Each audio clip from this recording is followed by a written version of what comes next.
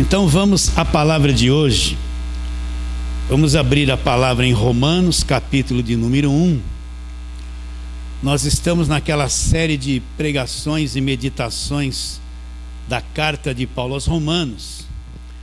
E nós vamos ler o verso 16 e 17. Romanos, capítulo 1, versos 16 e 17. Que diz assim: pois não me envergonho do Evangelho, porque é o poder de Deus para a salvação de todo aquele que crê, primeiro do judeu e também do grego, visto que a justiça de Deus se revela no Evangelho, de fé em fé, como está escrito: o justo viverá pela sua própria fé. Por que nós estamos meditando nesta carta de Paulo aos Romanos?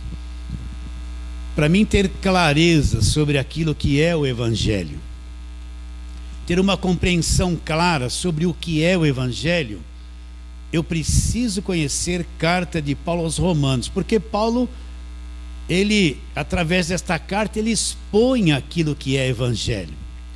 Eu tenho falado sempre isso: Evangelho não é pegar textos do Velho Testamento e dizer que aquilo é Evangelho. A Bíblia toda é inspirada por Deus? Sim, a Bíblia toda é inspirada por Deus. A Bíblia toda é a palavra de Deus, mas é claro que é a palavra de Deus. Mas o Evangelho, você que ouve isso, eu quero que você dê atenção. O Evangelho não é a Bíblia toda, o Evangelho está nas cartas de Paulo. Paulo mesmo, em Gálatas capítulo de número 1, ele disse que o evangelho que ele pregava, ele não aprendeu de homem algum, mas foi mediante revelação de Jesus Cristo. Então a Bíblia toda é inspirada por Deus, mas o evangelho foi revelado ao apóstolo Paulo, e ele, mais do que todos os apóstolos, trouxe esse mistério que estava oculto da geração passada. Então eu tenho que entender. Eu posso chegar para você e falar: olha, vamos pregar sobre a mulher do fluxo de sangue. É bonito, ela teve uma fé, ela foi curada, ela teve uma fé para aquele momento, ela foi curada. Mas o que a mulher do fluxo de sangue compreendeu do Evangelho? Ela não compreendeu nada. O que ela compreendeu da justificação? Ela não compreendeu nada, porque ainda não havia sido revelado isso. Posso chegar para aquele leproso que foi curado por Jesus, está ali em Mateus capítulo 8. Se eu tivesse a oportunidade de conversar com ele, eu iria dizer assim: você que era leproso, você foi curado por Jesus. Foi curado, foi maravilhoso, ele tocou em mim, eu fui curado instantaneamente. Mas se você perguntasse para o leproso a respeito do Evangelho, me fala um pouquinho sobre a redenção. A única coisa que ele poderia te dizer era isso: olha, a redenção para mim, eu estava doente, meu corpo estava estragado com lepra e eu ia morrer com isso, então ele me curou. Mas ele não poderia te dizer nada sobre a redenção eterna que foi revelado ao apóstolo Paulo, que isso só foi manifesto depois da cruz. Não leve a mal porque eu estou repetindo isso. Se eu fosse lá para o Naamã, que era leproso, lá na velha aliança, e perguntasse: Naamã, você teve uma cura extraordinária, ele ia dizer assim: não, o profeta mandou eu dar os 7 mergulhos, e eu dei os 7 mergulhos, foi maravilhoso, eu estava indo embora, não acreditando em nada, porque ele não me recebeu. Eu queria que ele fizesse uma honra para mim, estendesse a mão, fizesse alguma coisa, mas ele nem apareceu, ele só falou assim: vai lá, dá 7 mergulhos no Rio Jordão e está tudo resolvido. E eu ia indo embora e não ia fazer isso, mas aí o meu orientador aqui, o meu conselheiro, disse: seria algo difícil chegar lá e dar 7 mergulhos no Rio Jordão? Eu fui e mergulhei no 7º, eu saí curado. Se você perguntasse para Naamã, que está lá na velha aliança, o que você conheceu da reconciliação, Naamã? Você teve uma cura extraordinária. Ele não ia poder te explicar nada. Eu estou trabalhando assim, que nem falar com criança, para que todos entendam. Ele não ia poder te dizer nada sobre a reconciliação, sobre justificação. Ele só conheceu uma cura física. E a palavra de um profeta, nada mais que isso. Ele não conheceu o que iria acontecer depois da cruz. Será que você entende isso? Você que nos assiste pelo YouTube, você que está aqui presente, isso é uma coisa tão simples e ao mesmo tempo uma coisa tão difícil de fazer as pessoas entenderem. Principalmente quem viveu muito afundado na teologia vai ter uma dificuldade enorme de entender isso.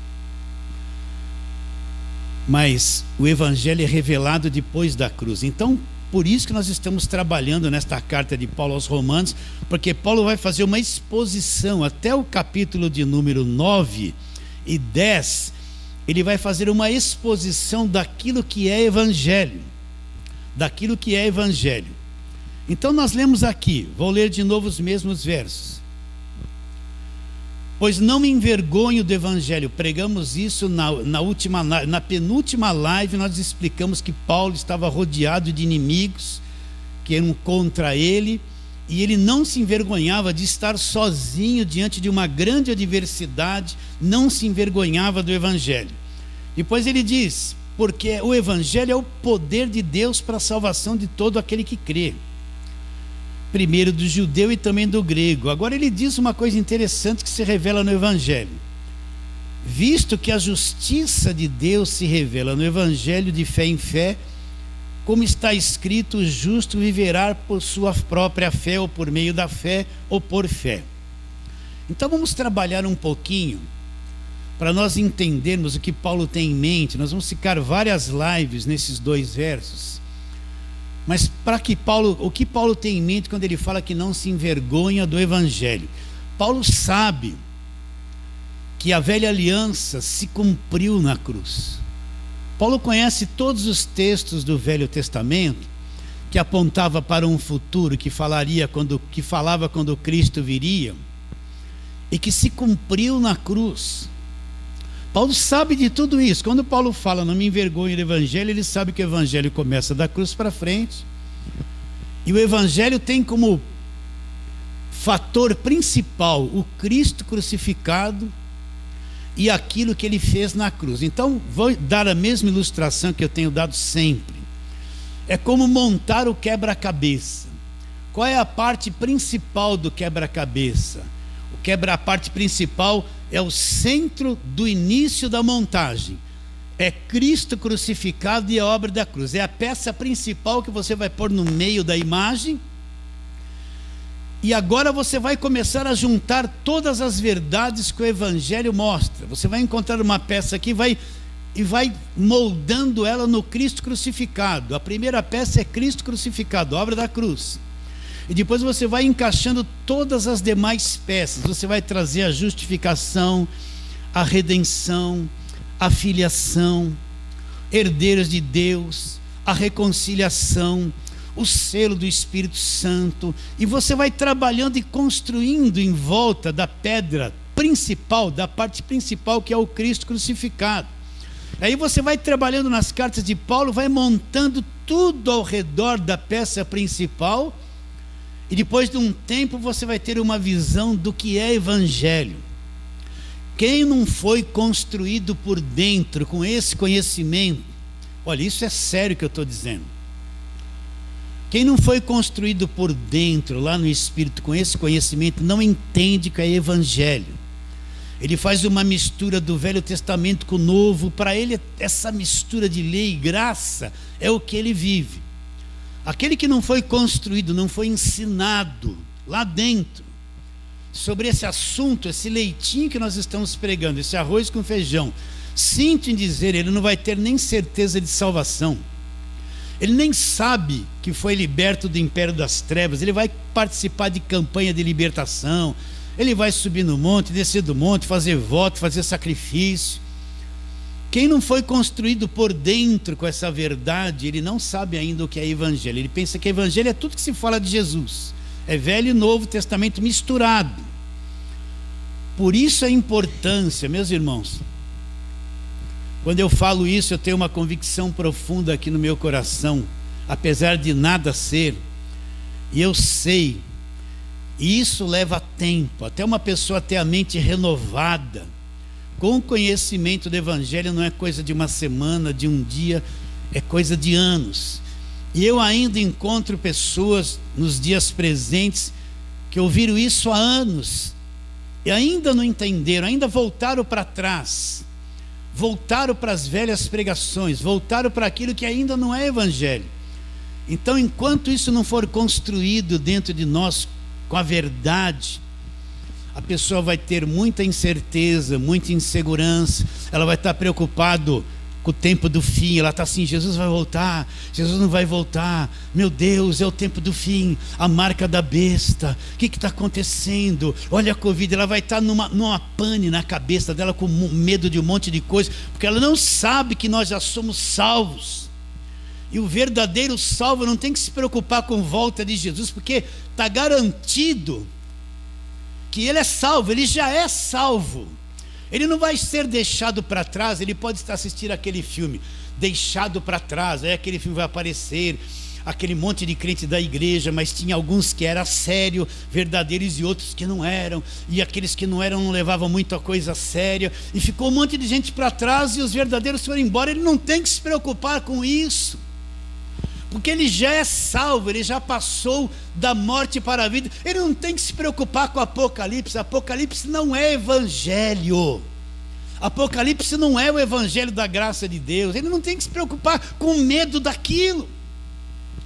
Um dia desses recebi uma live de um irmão que dizia assim: pastor, a minha vida mudou depois que eu comecei a entender o Evangelho da graça de Deus. Mas olha, chegou um irmão aqui questionando tudo isso que o senhor fala. Ele disse assim: lá em Apocalipse está escrito assim: guarda o que tens, para que ninguém tome a tua coroa. E eu fiquei meio balançado. Aí eu perguntei para ele assim, eu fiz uma pergunta: onde está escrito que coroa é salvação? Onde está escrito que coroa, se você perder a coroa vai ser tomada de você? Onde está escrito? Mostra um verso na palavra de Deus que coroa se refere à salvação eterna, que alguém vai tomar a coroa de você. Se você não guardar por obras o que você tem, a sua coroa vai ser tomada e você vai perder a salvação. Quem disse que coroa é salvação? Eu falei: mostra, evangelho, a salvação não tem nada a ver com coroa. Salvação tem a ver com o evangelho. Vocês estão entendendo? Então Apocalipse não é Evangelho da graça de Deus. Evangelho da graça de Deus eu encontro nas cartas de Paulo. E se você quer saber da volta de Jesus, leia 1 Tessalonicenses 1 e 2.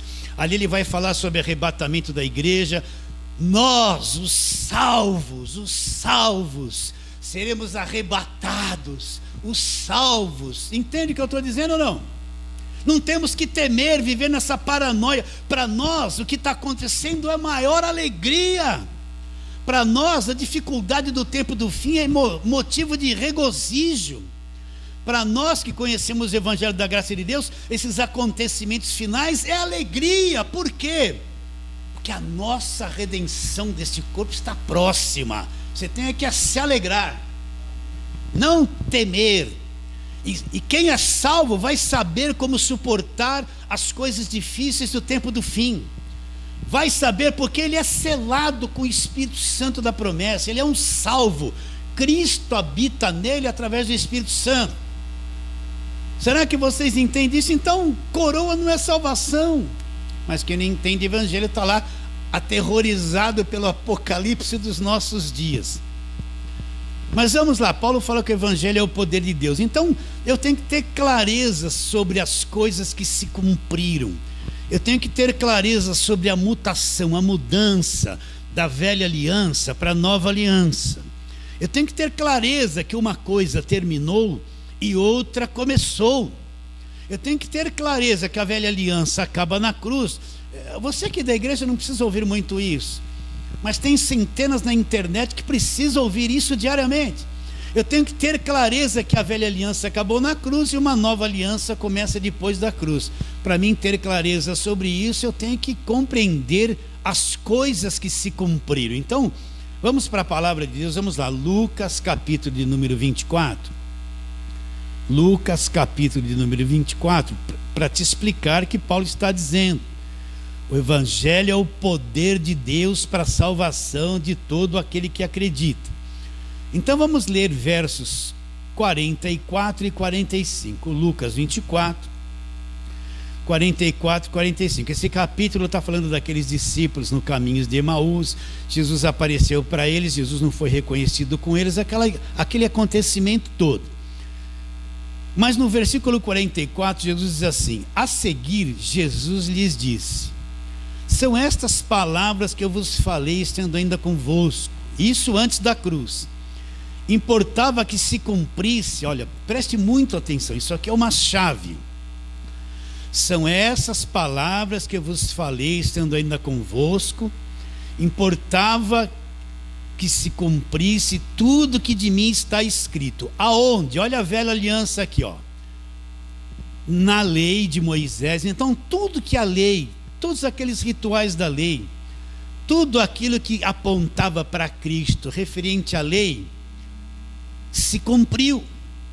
Nos profetas, tudo que os profetas, maiores ou menores, está ali na velha aliança, falaram a respeito de Jesus Cristo, se cumpriu. E nos Salmos, tudo aquilo que foi profetizado nos Salmos, o sofrimento do Messias, a sua dor, aquela coisa toda, se cumpriu. Então olha lá, vou ler de novo esse verso aqui. A seguir, Jesus lhe disse: são essas palavras que eu vos falei, estando ainda convosco. Importava que se cumprisse tudo que de mim está escrito. Olha lá, aonde? Na lei. Tudo que estava na lei foi cumprido. E nos profetas foi cumprido. E no Salmo foi cumprido. Foi cumprido ou não foi? Não está escrito aqui? O que é uma coisa cumprida? Por exemplo, você deve lá R$2.000. Você vai no banco, cumpre o pagamento daquilo. Pagou os R$2.000. Cumpriu o pagamento, a dívida não existe mais. Acabou. O seu credor não pode te cobrar mais nada, porque você cumpriu o que precisava ser cumprido. Você foi lá, pagou a dívida, e a dívida não existe mais, se cumpriu o pagamento da dívida. Então o que Jesus está dizendo para aqueles discípulos que ainda não tinham entendimento, estavam frustrados, não tinham entendido porque ele tinha morrido, agora eles tinham visto ele ressuscitar, não entendiam nada. Jesus está dizendo que tudo que estava na velha aliança referente a ele, na lei, nos salmos e nos profetas. Jesus está dizendo que Gênesis 3,15, quando Deus disse para a serpente: vai sair uma semente da mulher, esta te ferirá a cabeça, você vai ferir o calcanhar. Antes que existisse lei, que a serpente seria ferida e destituída na cabeça esmagada, se cumpriu. Então uma coisa cumprida, acabou, não existe mais, foi cumprida, deixou de ter validade, deixou, não existe mais, acabou, se cumpriu na cruz. Quisera que todos vocês que estão ouvindo esse leitinho aqui, porque isso é o leitinho do Evangelho, tudo isso se cumpriu na cruz. Uma coisa cumprida, acabou. Se cumpriu, não cumpriu. Não está escrito aqui? Então por que eu vou voltar para a velha aliança, pegar toda aquela coisaiada que está lá, aquele judaísmo, e querer misturar com o Evangelho? Aí está a grande teia, a grande rede, o grande véu. Enquanto não cair isso dentro da pessoa, ele é confuso. Porque eu vou pegar coisas que o próprio Deus cumpriu e eliminou, pôs de lado, e trazer de novo para depois da cruz e dizer que aquilo é Evangelho. Como é que Deus se comunicava com o pessoal da velha aliança? Através de uma aliança que ele fez, que era a velha aliança, não é? Então tudo que Deus tratava com aquele povo, ele vinha através. Quando a lei surgiu a velha aliança, Deus se relacionava com aquele povo baseado na aliança que ele tinha feito com eles. Quando Deus tratava com Davi, era baseado na aliança. Você pode ver que Davi, quando tinha vitórias, matava 1.000 bois, 2.000 bois de sacrifício, uma loucura. Então era a forma de Deus se relacionar com aquele povo através da aliança que ele havia feito com eles. Agora, quando Cristo vem, estabelece a nova aliança. E ali na ceia ele fala: este cálice é o novo testamento no meu sangue. Isso precede a ida dele para a cruz. Então, quando ele vai para a cruz, uma nova aliança é estabelecida. Então, a velha aliança é cumprida. Como é que Deus se relaciona com cada um de nós agora? Ele não vai mais na velha aliança se relacionar conosco. Ele vai se relacionar conosco através da nova aliança. Ele pôs um fim na velha aliança e tem uma nova forma de se relacionar com cada um de nós.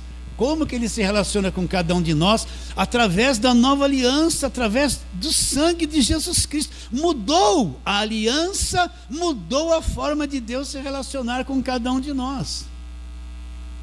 Então, como que Deus se relaciona comigo agora? Ele vem comigo, se relacionar comigo, com você, através da nova aliança, das verdades da nova aliança. A velha foi cumprida e foi posta de lado. Então nós lemos aqui em Lucas: para que se cumprisse tudo que de mim está escrito, aonde? Na lei, nos profetas e nos salmos. Então se cumpriu, se cumpriu. Vamos lá, João, vai um pouquinho para frente. João, capítulo de número 19. Nós vamos ver outra coisa interessante ali. João 19, vamos ler a partir do verso 28. Preste muita atenção nisso, isso é significativo. Depois, vendo Jesus que tudo já estava consumado, agora vem a palavra consumado. Falamos da palavra cumprir, agora vem a palavra consumado. Depois, vendo Jesus que tudo já estava consumado, olha lá, para se cumprir o quê? A Escritura. Qual Escritura? Quando Jesus está dizendo isso, não tem nada da nova aliança escrita. A nova aliança nem começou. Não tem nenhum registro do Novo Testamento. Que escritura que ele tem em mente quando ele diz: vendo que tudo estava consumado para se cumprir a Escritura? A Escritura, a velha aliança. No tempo de Jesus estava escrito até Malaquias. Então Jesus está na cruz, o sacrifício perfeito, o sangue derramado. Quando ele chegou neste ponto, que ele viu que tudo estava consumado, o que se consumou? O que nós lemos em Lucas: tudo que estava escrito na lei, nos profetas e nos salmos. Quando ele está ali na cruz, ele vê que tudo havia se consumado para se cumprir a Escritura. Então vai se cumprir tudo aonde? Na cruz. Estava ali um vaso cheio de vinagre, embeberam de vinagre uma esponja, fixando-a num caniço de sopo, lhe achegaram a boca. Quando, pois, Jesus tomou o vinagre, disse: olha lá, está consumado, acabou. O que é uma coisa consumada? Se cumpriu tudo, se consumou, acabou, está consumado. E inclinando a cabeça, fez o quê? Rendeu o Espírito. Então, meus irmãos queridos, só por revelação que a gente entende isso. Se Deus não abrir o entendimento da pessoa, lá no espírito dela, fazer com que ela compreenda isso, ela nunca vai entender isso que está nos olhos dela escrito na palavra de Deus. Então ali na cruz tudo se consumou. Então ali Jesus morreu e dali para frente se começa a nova aliança. Quero pegar dois textos do Velho Testamento. Vamos lá para Isaías capítulo 9. Isaías teve uma visão, uma compreensão daquilo que viria a acontecer na cruz. Vamos lá, Isaías capítulo 9. Vamos ver aqui, nós cantamos isso num louvor hoje, olha. Isaías 9 está falando sobre o filho que Deus daria, o reinado que ele traria. E no verso 6 ele está dizendo isso, Isaías 9, 6. Porque um menino nos nasceu, está dizendo que nasceria uma criança aqui.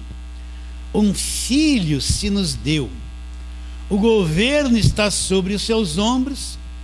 E o seu nome será o que? Era maravilhoso, conselheiro, Deus forte, Pai da eternidade, príncipe da paz. Então o menino nos nasceu, um filho se nos deu, o reinado estaria sobre o seu ombro. E Isaías aqui dá um nome para ele, ó.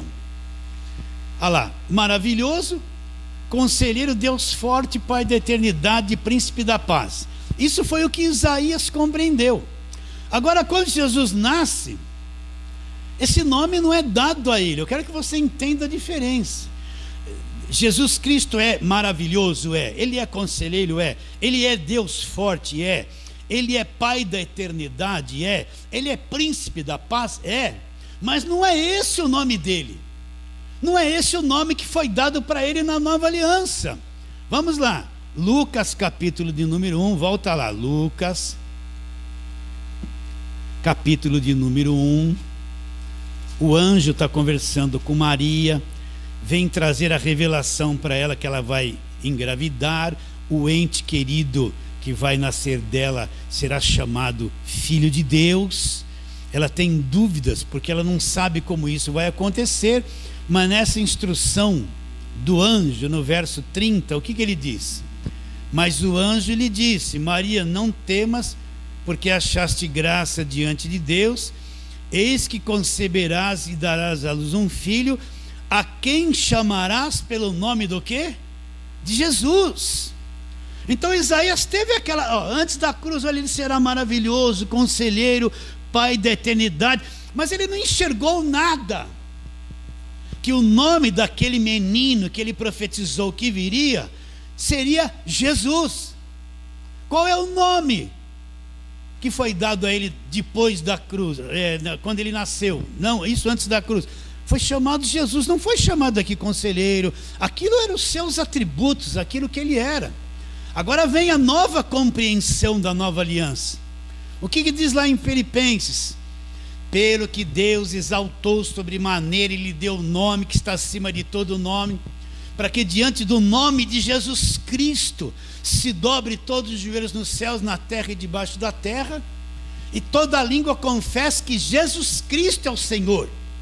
Qual o nome que se dobra todo o joelho no céu, na terra e debaixo da terra? Não é conselheiro, Deus forte, Pai da eternidade, maravilhoso. Isso é o que ele é. Mas na nova aliança o nome dele é Jesus Cristo, é Jesus.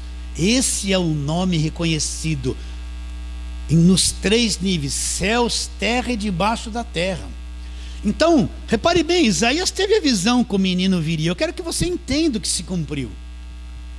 Mas ele não teve precisamente certo o nome de Jesus Cristo. Não foi revelado isso a ele. Volta lá. Isaías 53. Vamos lá para Isaías 53, que é o sacrifício de Jesus na cruz. Ele teve esta compreensão, esta visão para o futuro, não para o seu tempo. Isaías 53, vamos ler aqueles versos famosos de Jesus na cruz, a partir do verso 3, vamos lá. Ele era desprezado e o mais rejeitado entre os homens. Jesus está ali na cruz. Olha lá, homem de dores e que sabe o que é padecer. Como um de quem os homens esconde o rosto, era desprezado e não fizemos caso dele. O que ele fez na cruz? Certamente ele tomou sobre si as nossas enfermidades, as nossas dores, levou sobre si. E nós o reputávamos por aflito, ferido de Deus e oprimido. Mas ele foi traspassado pelas nossas transgressões, moído pelas nossas iniquidades. O castigo que nos traz a paz estava sobre ele. Pelas suas feridas, pisaduras ou chagas, dependendo da tradução, fomos sarados.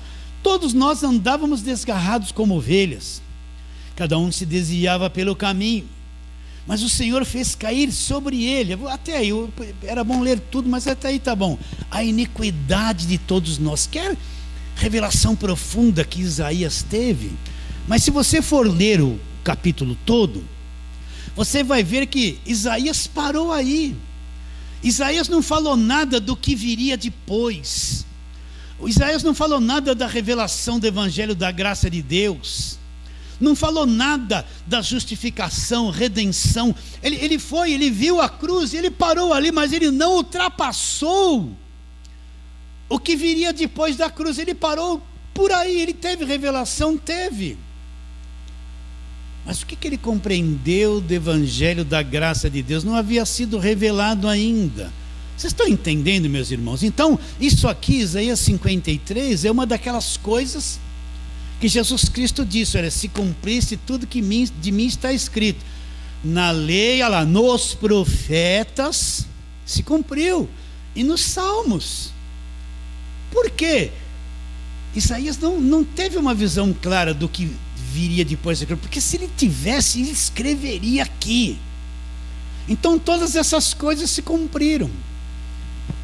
Agora, qual o entendimento que a gente chega? Que o Evangelho da graça de Deus era uma coisa que estava oculta, era uma coisa que seria revelado depois da cruz, era um conhecimento que Deus guardou por um tempo e não podia ser revelado se o sacrifício perfeito não acontecesse na cruz, se o verdadeiro sangue perfeito não fosse derramado e se a nova aliança não fosse estabelecida.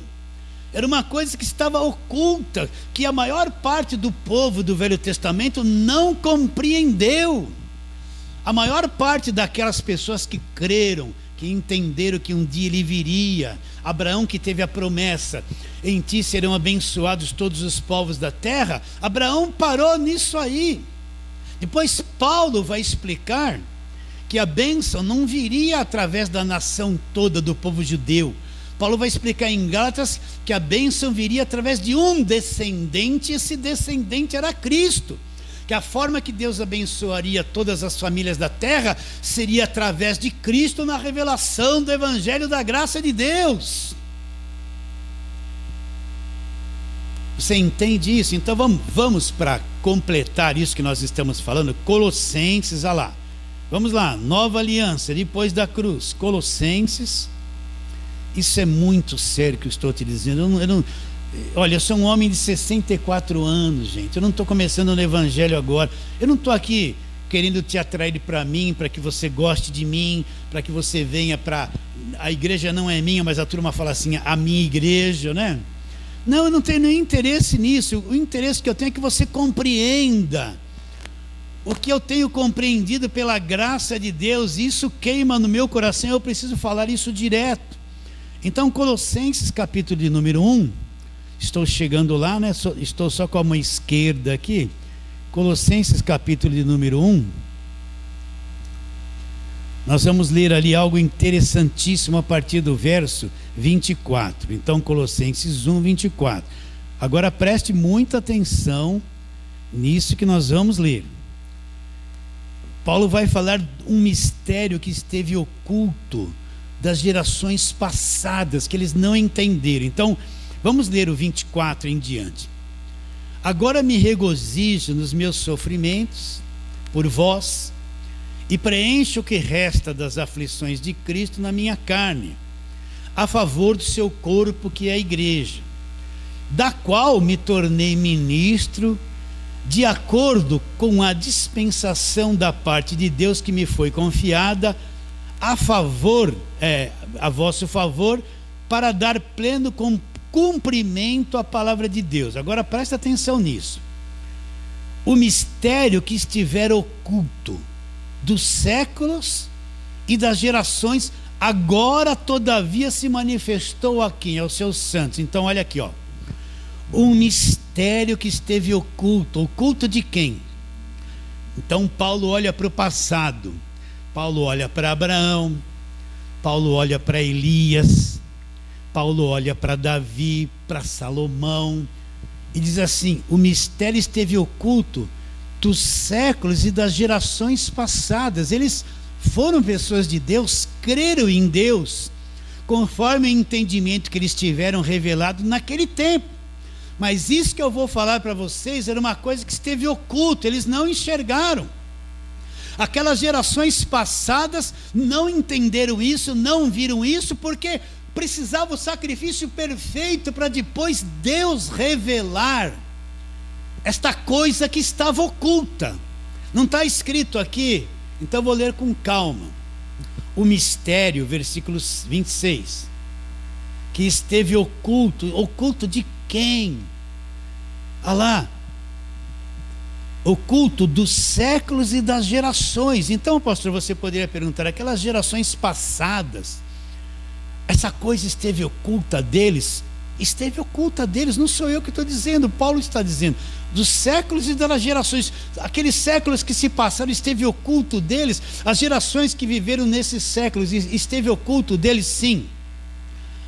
O mistério que estiver oculto dos séculos e das gerações, agora todavia se manifestou, foi revelado, os quais Deus quis dar a conhecer qual seja a riqueza da glória deste mistério entre os judeus ou gentios. Entre os gentios, isto é, Cristo em vós, esperança da glória. O que Paulo está dizendo? Qual era a visão de Deus que eles tinham da velha aliança? Um Deus preso num lugar chamado Santos dos Santos, que para eles se comunicar com Deus, eles tinham que fazer um sacrifício, trazer uma oferta, entregar na mão de um sacerdote. O sacerdote, eles não podiam fazer isso direto para Deus, era proibido. Eles tinham que procurar uma liderança, um sacerdote, entregar a oferta na mão do sacerdote, para o sacerdote ir lá no lugar chamado santo, lugar santo, e fazer a oferta deste pecado para Deus. Eles não podiam ir direto a Deus, essa porta não era aberta ainda. Entende qual a visão que eles tinham de Deus? Um Deus fechado no lugar chamado Santos dos Santos, terrível, e que se eles falhassem, Deus mandava matar. O que Deus pôs na lei? Adulterou, vai ser apedrejado. Vai ser pego em flagrante adultério, vai ser apedrejado. Entrou na cidade de Jericó, o que vai fazer com aquele povo todo? Deus falava assim, desde os velhos às crianças, mata todo mundo. Não está lá na velha aliança. Vocês entendem ou não? Qual a visão que aquele pessoal tinha do Velho Testamento? Um Deus que desceu no monte, olha, isso é muito significativo, e tinha fogo, relâmpago, fumaça, barulho. De onde vem o pentecostalismo? Santo fogo, fogo santo. É a visão, a mesma visão do Deus do Monte Sinai, do relâmpago, da fumaça. Qual a visão que eles tinham de Deus da velha aliança? Era esta visão, meus irmãos. Mas agora, na nova aliança, através do Evangelho, é revelado o quê? Que Deus saiu daquele lugar chamado Santos dos Santos. Através do sacrifício, Deus abriu um novo e vivo caminho. Eu não dependo mais de um homem para me achegar a Deus. Na nova aliança, através do sangue, eu chego direto a Deus.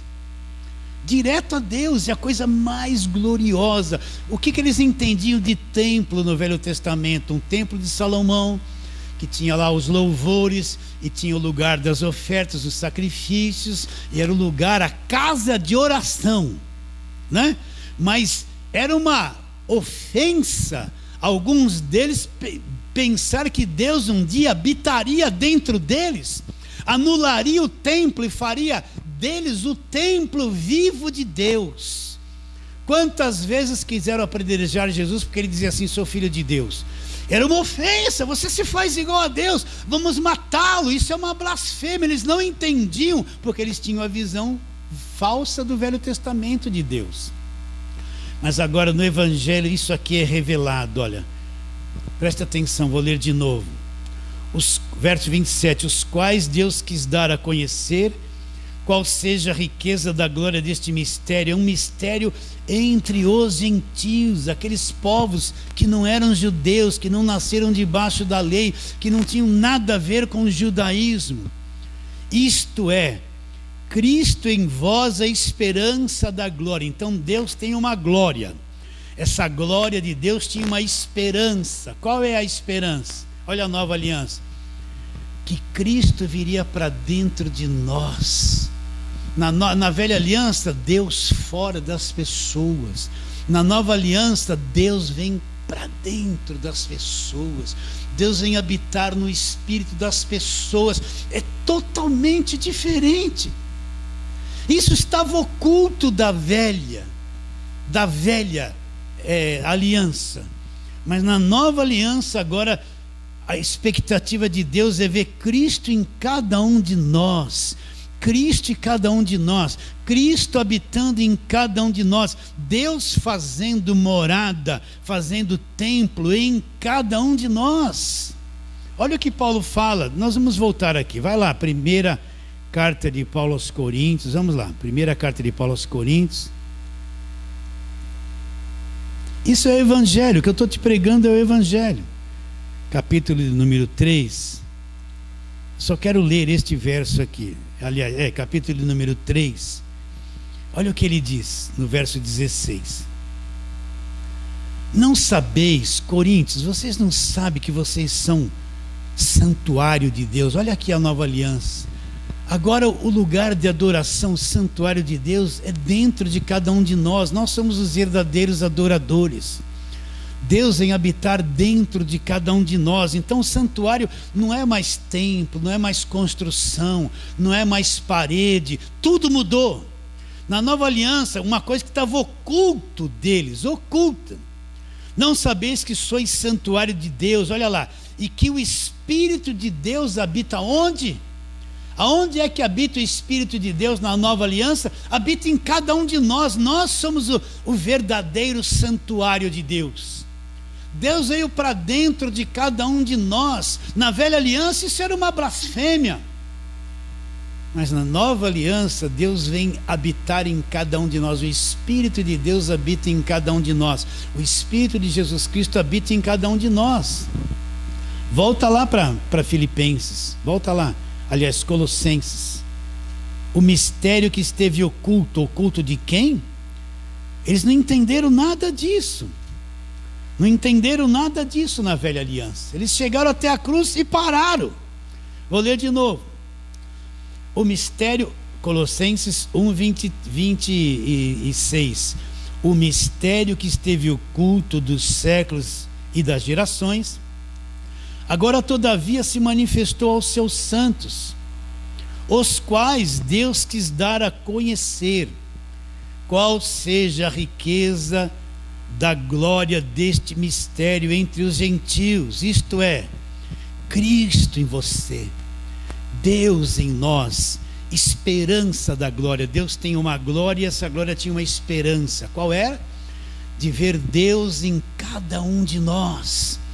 E isso só acontece depois da cruz. Isso só é possível depois da cruz. Então isso que eu estou te dizendo era o evangelho que não era conhecido e não havia sido revelado nas gerações passadas. Vamos lá, primeira carta de Paulo aos Coríntios, capítulo do número 2, volta aí. Primeira carta de Paulo aos Coríntios, capítulo de número 2. Vamos ver a sabedoria que Paulo estava pregando. Olha, Paulo está falando justamente disso. Verso 6. Primeira carta de Paulo aos Coríntios, capítulo 2, verso 6. Entretanto, expomos sabedoria entre os experimentados. Não, porém, a sabedoria deste século, nem a dos poderosos dessa época, que se reduz a nada. O que Paulo está dizendo? Olha, o que eu estou pregando para vocês, eu estou expondo uma sabedoria para vocês. Eu estou entre os maiores religiosos, os experimentados. Só que a sabedoria que eu estou expondo para vocês não tem nada a ver com a sabedoria dos poderosos religiosos desta época. Essa sabedoria que eles têm se reduzem a nada. Eles não entendem nada daquilo que eu estou expondo, essa sabedoria que eu estou expondo. Ele continua dizendo: mas falamos a sabedoria de Deus em mistério. Outrora, em outro tempo, no passado, estava oculta, o qual Deus preordenou desde a eternidade para a nossa glória. Que sabedoria é essa que Paulo está expondo, que esteve oculta? O conhecimento do Evangelho da graça de Deus. Paulo era um pregador do Evangelho da graça de Deus. Essa sabedoria, esse conhecimento do Evangelho estava oculto daquelas gerações. Eles tiveram revelações do Cristo que viria até a cruz. Agora Cristo na cruz está dizendo o quê? Se cumpriu, se consumou tudo que de mim estava escrito na lei, nos profetas e nos salmos. Depois do sacrifício perfeito, agora Deus vai levantar o apóstolo Paulo e vai revelar esta coisa que estava oculta do passado. Está tudo escrito aqui, eu não estou inventando, está escrito aqui. Verso 27, mas falamos a sabedoria de Deus em mistério outrora oculta, o qual Deus preordenou desde a eternidade passada. Sabedoria essa que nenhum dos poderosos desse século conheceu, porque se a tivesse conhecido, jamais teria crucificado o Senhor da glória. Então ninguém conheceu. Vocês entendem isso, meus irmãos queridos? Estava tudo oculto, esse conhecimento do Evangelho estava tudo oculto. Paulo está dizendo, não me envergonho do Evangelho, o Evangelho é o poder de Deus. Continua a leitura, olha lá.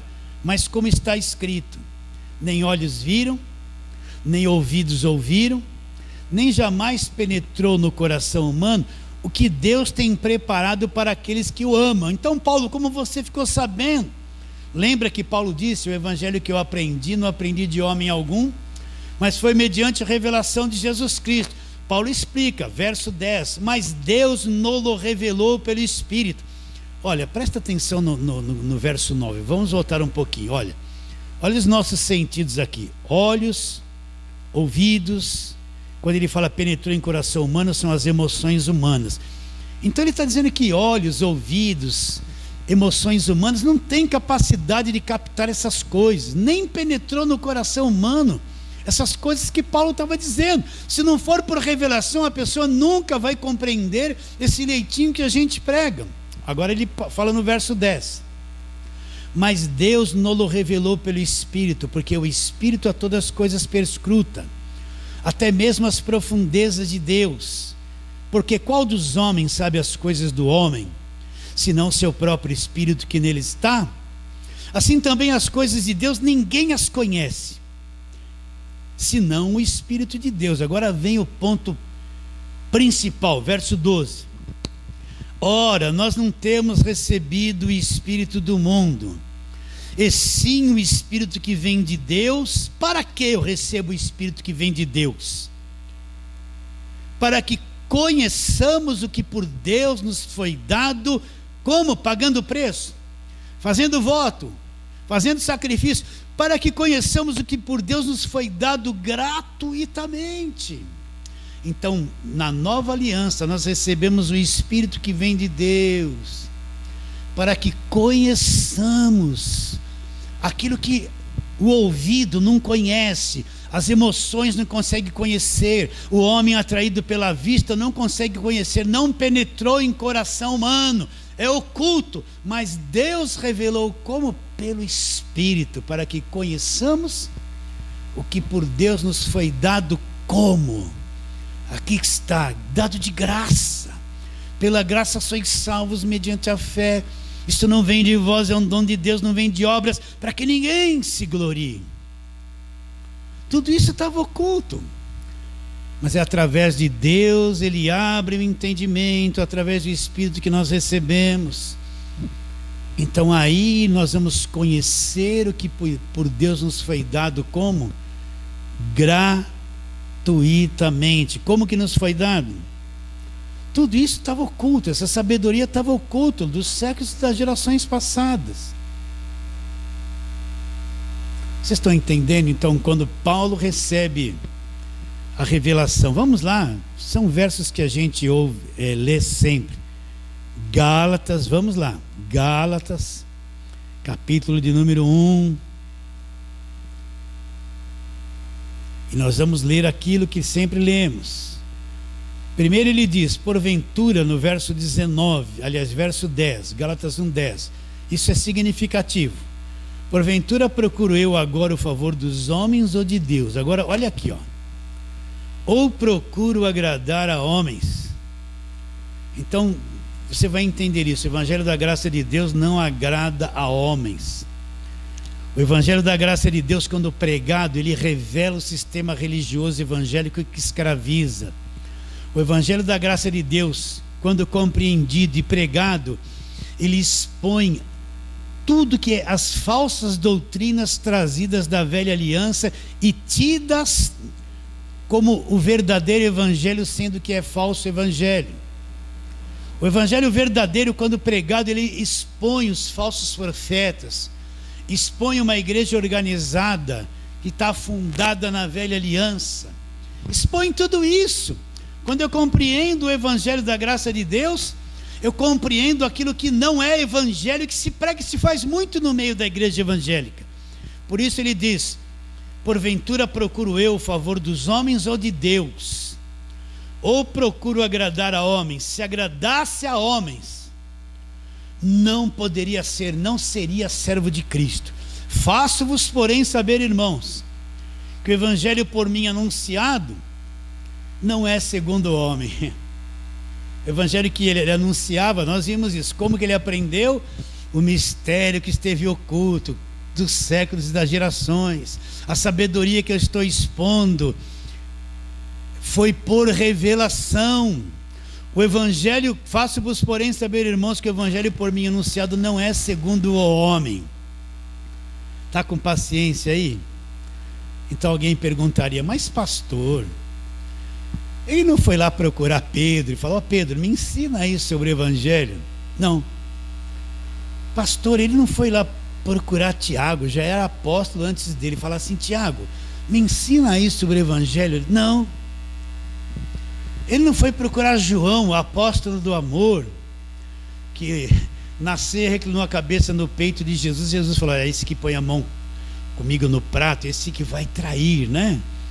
Ele não foi procurar João para ter umas aulas com João. Não, olha, todos esses participaram do ministério de João Batista, depois pegaram o gancho no ministério de Jesus. Jesus morreu e ressuscitou, o evangelho não está revelado, então eles trazem na mente toda aquela mistura de João Batista com os milagres, com os batismos de João Batista. Eles não foram ensinar Paulo nada. Paulo fala: não aprendi de homem algum. Meu Deus, quando vamos entender isso? Quando isso vai se abrir no tempo do fim? Esse vai ser o avivamento. As pessoas falam assim: o avivamento, eles pensam que o Espírito Santo vai descer nelas, e elas vão, e aí vai soltar uma palavra, milhares vai se converter. Eles estão esperando o avivamento assim. O verdadeiro avivamento é quando Deus abrir os olhos para entender a nova aliança. É isso que vai queimar o coração das pessoas. Não é mais aquele Pentecostes que já passou.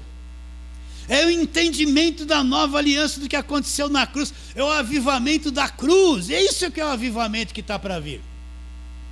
Não aprendi de homem algum, mas foi mediante revelação de Jesus Cristo. Então Jesus Cristo apareceu várias vezes para Paulo, e foi com cuidado, que nem um pai que educa uma criança. Não desabou 100% da revelação na cabeça de Paulo, foi revelando parte por parte. Paulo teve um período de silêncio no começo do ministério dele para ouvir essas coisas. Então ele não aprendeu de homem algum, mas foi mediante o quê? Revelação de Jesus Cristo. Vamos ler de novo.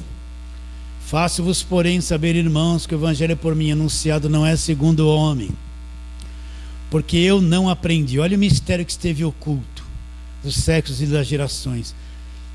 Porque eu não recebi nem aprendi de homem algum, mas foi mediante o quê? Revelação de Jesus Cristo. Então isso, meus irmãos, é isso. É isso. Antigamente, quando eu não entendia essas coisas, dava uma ansiedade de querer fazer as pessoas entender. Então você lutava, né? Aí você vai ver Paulo falando para Timóteo: prega a palavra, insta, quer seja oportuno, quer não, né? Fora do tempo. Mas Paulo está dizendo isso por quê? Porque Timóteo era um jovem pastor e a falsa doutrina tinha entrado lá. Então Timóteo tinha que trabalhar, falar a verdade para derrubar a falsa doutrina, para destruir a falsa doutrina. Então aquela preocupação, todo mundo tem que entender. Você descobre: não tem mais como eles entenderem. Por isso que eu falo, eu sou uma voz e nada mais que isso. E uma voz tão fraquinha, coitado, né? Tão insignificante.